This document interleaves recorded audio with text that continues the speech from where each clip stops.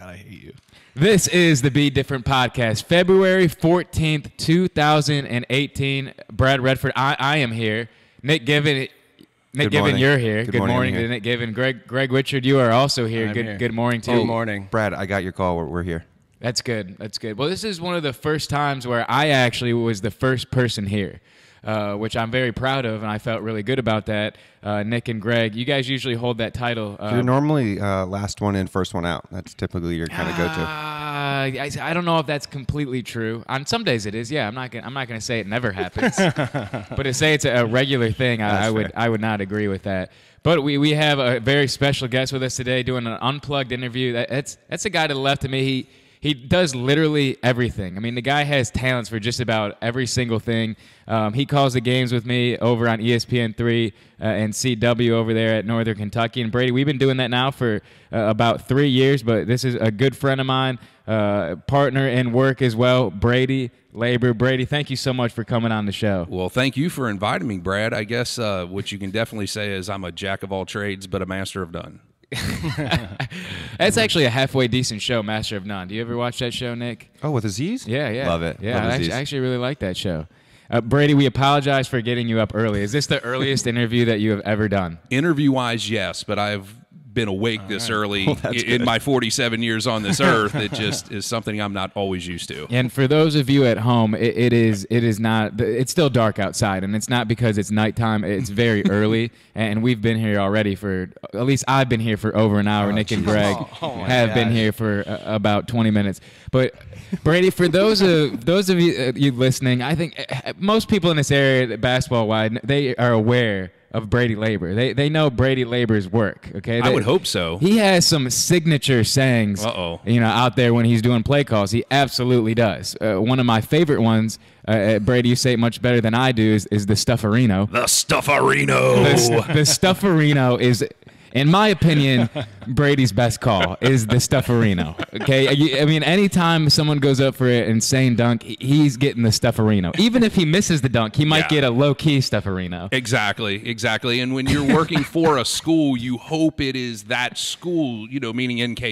You hope it's one of their guys. But if you're getting late in the contest and you realize you can't get it in, you're going to slip it in for the visiting team just to, get your stuff in. You got to slip in the Stuffarino a minimum once a game. Oh, most definitely. And not more than once either because, you always want to leave them wanting more.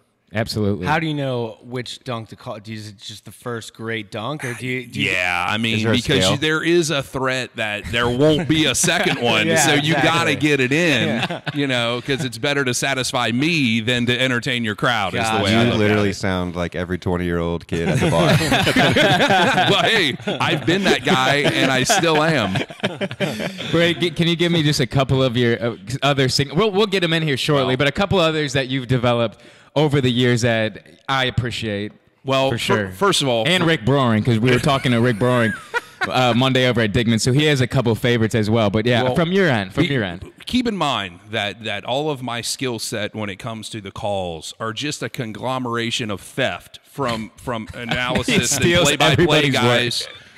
Over the course of me watching basketball my whole life, a wise man once said, when you steal from one person, it's plagiarism. When you steal from many people, it's research. So I have researched a lot of great catchphrases over the years, and the Stuffarino has somehow gone to the top. But I stole that strictly from a fella named Joe Dean, who was the dean of basketball analysis. When I was a kid, there was only a game of the week. The Jefferson Pilot SEC game of the week. I was a Kentucky fan growing up, and he and Tom Hammond worked together, and he would come up with some great ones, man. And all of them I loved. Some of them you can't use because they don't make any sense. But yeah, the Stuffarino, a bank shot is off the banking board, for example. That's another Stuffarino one for me. And I slipped that in there. But he did one, and he was talking about a guy playing defense and guarding somebody. And I don't know, back in the day, there was a brand of underwear called Jockey.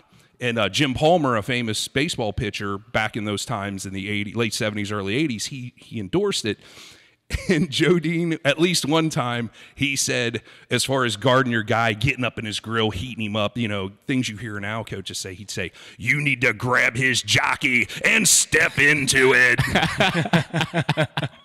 But yeah, he had that gravelly I voice. would love to hear Nick Given redo that line. Can you give us a redo of that line? Brad, I'm not drunk. I can't do this stuff right now. And the You beauty can't of just put Joe me on the Dean, spot like that. the beauty of Joe Dean is he had this gravelly voice as if he smoked 4 packs of cigarettes during the 40 minutes of basketball action. And then he has a son, Joe Dean Jr., who still does analyst work and is the AD at Birmingham Southern. And he's a complete ripoff of his dad. And that's why he's so awesome, because he just has his dad's skill set, sounds just like him. And I can continue to steal from Joe Dean, even though he's been passed away for 5 or 10 years now. So when did you know you wanted to start doing play-by-play, getting involved with doing more live TV? My whole life. I mean, I grew up as a Kentucky fan, so on the radio, like I said, my time, it was 1 game a week on television. So you lived and died with the radio. That was Kaywood Ledford, and I stole a couple of his things too. Got it, write it down, little subtle things like that. He wasn't flamboyant, but yeah, anybody that grew up following Kentucky basketball, it was all about Kaywood Ledford, and everybody tried to imitate him. And I was that kid, and a lot of people are, where you watch the game on TV, you turn down the sound, and you do your own play-by-play.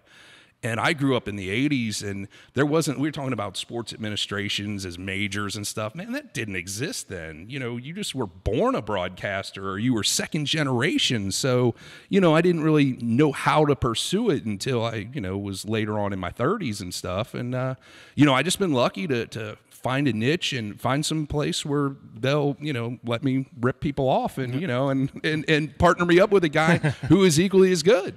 I'll take that. Yeah, I will absolutely. I'll take that as a compliment all day. Oh yeah, because some people, as your partner, the partner before you, didn't have that kind of sense of humor, and it was my goal that during a 40-minute broadcast, if I can make that person smile one time, I was entertained. I didn't care if we had a good broadcast or not. And with a guy like Brad, who's a younger guy, and he gets it, and it's about entertainment. I mean, yeah, you're calling a basketball game, and that's not tough to do necessarily, but you do have to entertain the people, and part of that is entertaining yourself. And I think that comes across the airwaves. And, sometimes you got to polish it up to where it's not interesting to talk about a 25-point game, where one team's getting beat worse than another. And you just got to figure out a way to keep people reeled in. Yeah, and some of my favorite points in the game are like when we come back from a timeout, we get a shot in the crowd of someone wearing a crazy hat, or some guy kissing his girlfriend, or we got some random people in the crowd. Those a lot of times for us are the best moments, because you only get so many games throughout a year that are really good games. Right? You get like 12 home games. You might have 3 or 4 that are really good games. Right. But then 7 or 8, I mean, there's going to be blowouts here and there, especially in the beginning of the year. So you had to do your best to entertain yourself as well as everybody listening. Right. Was your favorite game to broadcast all year the Berea game? There was a lot of STUFFARRINOS in that one, I'll say that. 112-33, that's quite a nail biter. Yeah. 112-33. Can you imagine me and Brady calling 112-33 game at BB&T Arena, Northern Kentucky, in Berea? It's Berea. Thanks, Brady. And I'm sure it's well, it is a school in Kentucky, and it's tough to diagram a play coming out of a timeout when one team is leading by 75 points. I mean, I'm just going to keep that real. Yeah, I rely on Brady for all pronunciations. Hey, Brady, what about this one before we get back on air? That happens, man. I mean, same thing. I have to rely on actual basketball knowledge, so that's what I go to you with. So, I mean, it's just one guy helping the other. I mean, if I wanted to be, I could be a head coach in the NBA. I mean, my X and O's, my ability to break down and really just keep people patient. In a huddle. I mean, that's... You give me so much anxiety. What are you talking about? Like that's where I would thrive. I thrive, with the lights on, with 5 guys in front of me. Well, Brad, because if the lights went off, you wouldn't know how to change. You wouldn't know how to change the light bulb. I don't know if we've discussed this. I didn't know how to change a light bulb until relatively recently. It took me a while. You're not serious. No, he's dead serious. Oh, wow. He's serious. No. Xavier education. It took a little bit of time. Well, I didn't know where to get them, and then... Well, the beauty now is you can just Google that stuff and they'll tell you where to at least find the light Alexa, bulb. And buy light bulbs. Right, Alexa, and you might even have Alexa. Change my Alexa. Yeah, you might even actually have a demonstration on a YouTube channel. Well, Brady, so I got a serious question for you. Okay. You guys have been working together for 3 years. Correct. Greg and I have been working with Brad now for, I don't know, 6 months? Something like that. right, Does it get better? oh wow. I would hope so. God, all right. I mean, we're preaching. We're praying over here. Right, well. Guys, I'm right here. That's a question. That's a question that you ask Brady off of the air, or you call him afterwards. You don't do it on the air. Oh, sorry. When I'm right here. Oh, sorry. It's a huge issue. We just try to keep you in the loop, Brad. I don't want to talk behind your back. That's All right. rude. Anyways, let's get back to Brady Labor because it's about Brady Labor. It's not about Brad Redford. It's not it's not about the recruits right now. Okay, it's about the guy to my left. It's about Brady Labor. Don't say anything, Brady. That's what I'm talking about. Brady, I'm going to set you up with some calls right now. I'll set you with some calls. I may say a few things in the background just to provide a little background sound effect. Greg, Nick, feel free. You want to go over the top of a Stuffarino? I mean, it feels good. I've done it for about 3 years now. We're going to stay local for our first one. We're going to go Northern Kentucky in the NCAA tournament last year when they played against the Kentucky Wildcats. It was a great game. Northern Kentucky struggled early on. One guy who was fantastic in that game, that was the point guard, Levon Holland. He had 22 points, and he had an amazing dunk, which, Brady, I'm just going to cue it up for you right here. All right, now we're going to have to position ourselves. Yeah, I'm going to position it so you have a good angle. I need to Is this a quality angle? Yeah, that's a quality you? angle. Just blow the screen up full. And this is behind the scenes, folks. I don't know how much. Okay. I'm going to pause it for you. Okay. Hold on. I gotta get it back here. Sounds good. I remember this game well. My two favorite teams, by the way. Were you okay with the how it? You mean as far as the matchup? Yeah. Heartbroken. Yeah, that's what I heartbroken. figured. I mean, I couldn't go out in public and watch it because I didn't want to hear Kentucky fans who are my friends make fun of NKU for being little brother, even though that's kind of what they are. But at the same time, I mean, I felt like NKU had a great chance to win. And Levon Holland was the best player on the floor, I thought. He and Carson Williams, I mean, sure, they had dudes, 3 lottery picks, Kentucky did, but like Levon outplayed De'Aaron Fox by far, you know? So, I mean, it's a proud moment, but it's also bittersweet because you're definitely going to have a team that wins, and you're going to have a team that loses, and you love them both, and you just Well, I'm a Kentucky fan. I was terrified. Well, yeah. I was like, if they come out and win, I can never go outside again. Ever. Well, I was lucky to have, you know, a little chalk on it as far as both teams I was rooting for. But, yeah, I had to do that at home, wearing my NKU gear with my family who was wearing Kentucky gears. It was rough. But, yeah, so all right, we got Kentucky 23, Northern Kentucky 12, 10 minutes, 32 seconds in the first half. Brady, take it away. All right. I'm going to hit play there. It looks like Dantez Walton gets it on the left side to Holland. He drives on Fox, and he hammers the Stuffarino. Look at this on the replay. Going up, and the hammer goes down. Levon Holland, the senior out of Louisville, Kentucky, delivering the facial to De'Aaron Fox. That's so good. How many broadcasters did I rip off in those 10 seconds? None. It was all original. That was all original.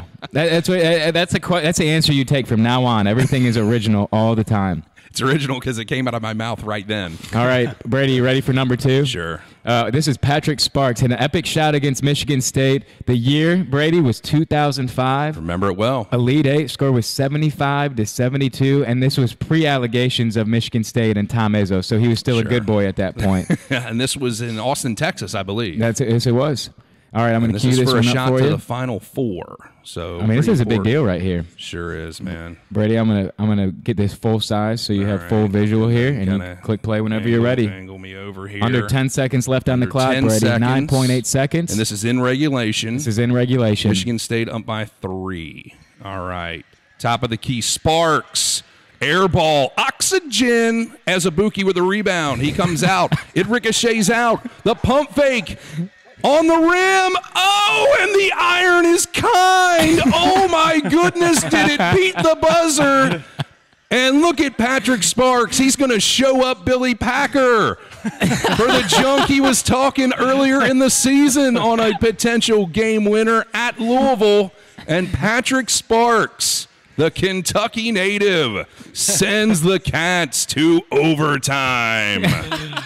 Where the Wildcats did lose, Nick Given. I'm sorry. They did. Yeah, I'm sorry. They did lose in overtime. But that was incredible. Patrick Sparks is one of my top 5 Kentucky players of all time. Oh, most definitely. He should have never been that good. And he was fantastic. completely a Kentucky guy. I mean, sure. I think he played with a dip in his mouth. He always wore that like extra large T-shirt underneath. It was Muhlenberg Swimming County, and he was not recruited by Kentucky. He went to Western Kentucky first. Dennis Felton was the head coach, and they came to Rupp Arena.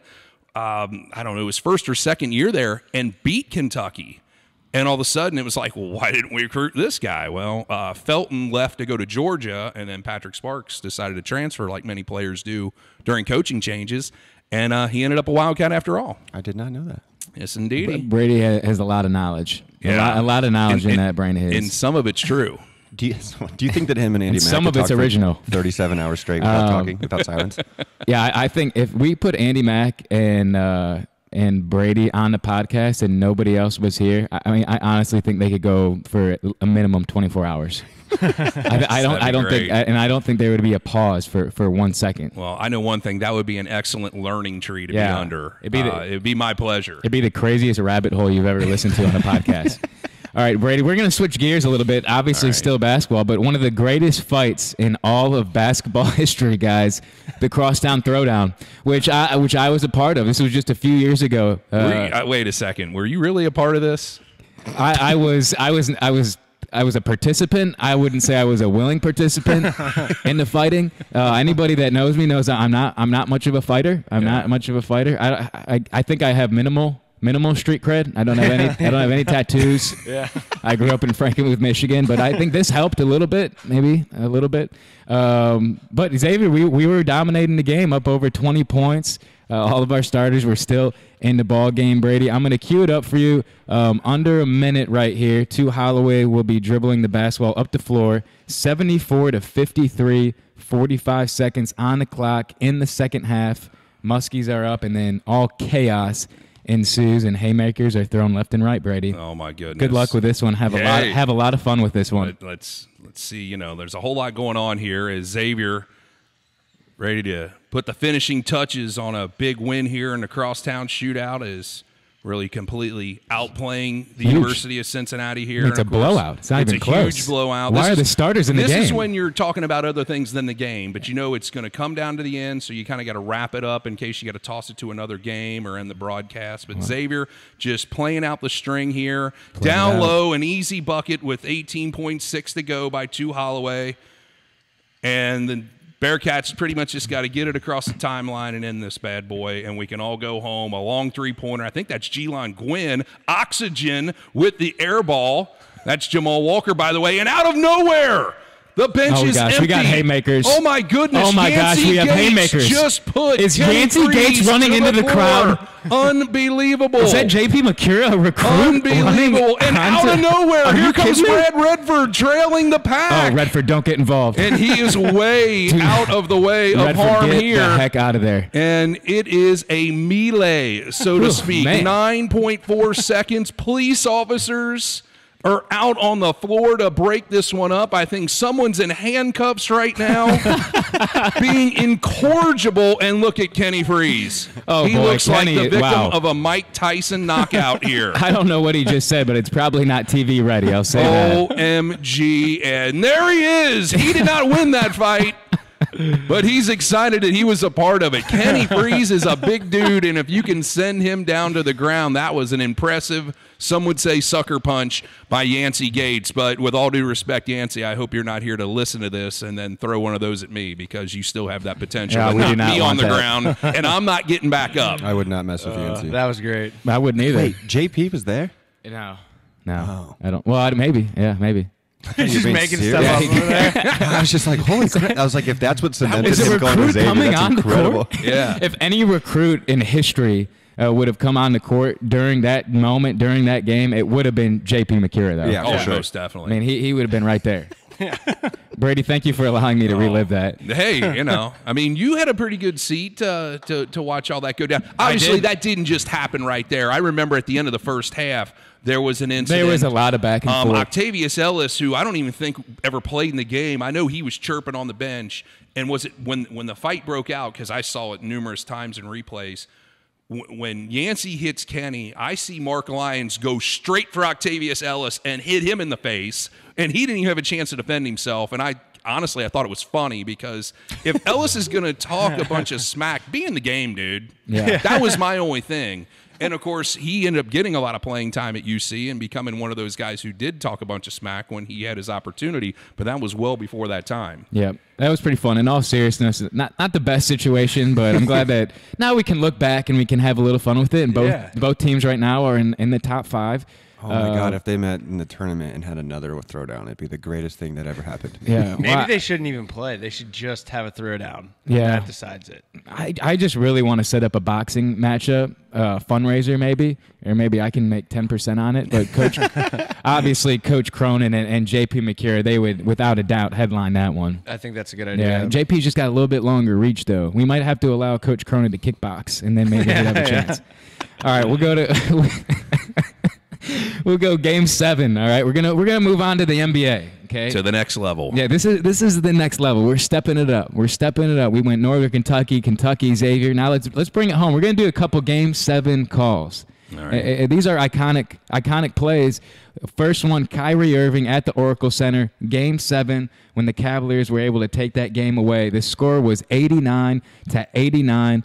A minute 3 seconds on the clock. You have Steph Curry guarding Kyrie Irving right over on the right wing. So a whole lot of defense is being played. And Kyrie Irving, as we know, makes one of the most incredible shots in Game 7 finals history in the NBA.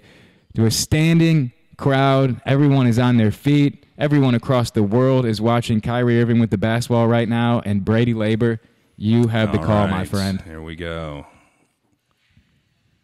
And the Cavs tied up, looking to put away the Warriors here. The crossover for 3, and he buries it in the bottom of the sack. Kyrie Irving. Look at this. He's going to get the ball. Little ball screen. Look at this. He's going to cross over. This is a one-on-one. Just right in his face. Bam! Right back at you, Steph Curry. Right in How his about grill. that? Guys, that was a great moment. And I was at that time definitely more a fan of the Cavaliers winning that game as opposed to Golden State. Down 3-1 in that series, the ability to come back, and Kyrie Irving, the showman, comes out and entertains, and he's one of the best in one-on-one situations, and pretty cool to see him do it in that moment. Oh, and man, absolutely. if Brady Labor was on that call instead of Mark Jackson, it would have been 10 times better. I don't know about all that. Do you think the But I'll Cavs take are that. back, Brad? Do I think they're Sorry back? to switch so gears. go ahead. So when you say in terms of back, what do you mean by think that back? they can win the East? Yeah, I think they can win the East. Think they'll come I don't know back? that. I don't know if you have LeBron, if that's ever in jeopardy. I always thought they had the ability to win the East. I mean, they looked pretty bad there for a couple of weeks. It was not good. IT Yeah, well, they have a whole new Not team looking now. good. They look So- good the last couple of games. Yeah. They look Well, you got to good. figure out if that chemistry is going to, translate, LeBron looks excited.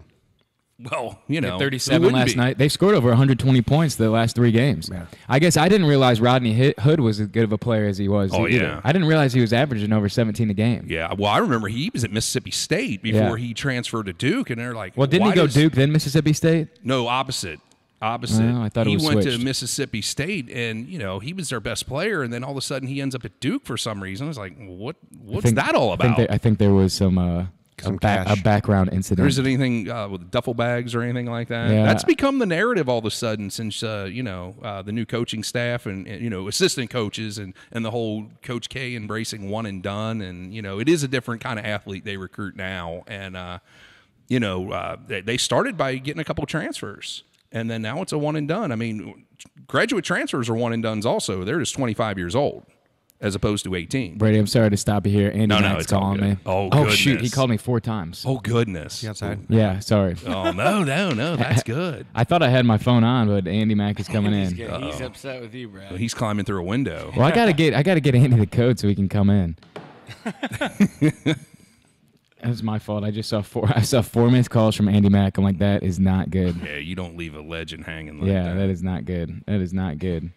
He's out there looking at basketball statistics. That's for sure. He That's doesn't have probably- he doesn't have to look that's at probably them. what's happening. I think Oh. they're already in there. Brady, that was good. Thank you for doing it. I appreciate that. No problem. That was pretty fun. Thanks for having me. I saw a couple of your episodes, especially the one where you were the rapper. That was just fantastic. Yeah, that's my favorite time. As Greg and Nick know, that is my absolute favorite time. Before you go, though, I do want to talk a little bit about Northern Kentucky because you've covered these guys for years. Went to school there. You know the ins and outs of everything within this team, especially recent history. And just for those listening that aren't following Northern Kentucky closely, can you just give us some background on where they are now and just kind of how far they've come? Well, I mean, this is a school that was Division II power up until they moved on to Division I, which has only been this is the 6th season. Yep. They went through a transitional phase, jumped from the Great Lakes Valley Conference into the Atlantic Sun, which, really tough road to hoe because of the travel situation. Your closest travel partner or whatever is East Tennessee State. That's a 5-hour bus ride. Everybody else should be a plane trip, but they weren't taking plane trips a lot of times, so they were still busing to Georgia and Florida, and it was really tough, and it was very difficult on the other sports than basketball, especially the outdoor sports in the spring. Baseball was getting killed. They're playing against guys who being drafted in Major League Baseball. So Horizon League's a better fit with the footprint of the league, and the competition stepped up as far as men's basketball going from Atlantic Sun to the Horizon League. But all the ancillary things, the difficult travel, was eliminated. So, and John Brandon was able to bring in a group of athletes. He keyed in on a certain 4 or 5 recruits, and he didn't miss on any of them. And now they're playing together cohesively. The face of the program right now on the floor is definitely Drew McDonald, who is from Cold Spring, the next town over. His mother was a 1,000-point scorer as a women's player. Father Jeff was an outstanding tennis player, so he is kind of the face of the program.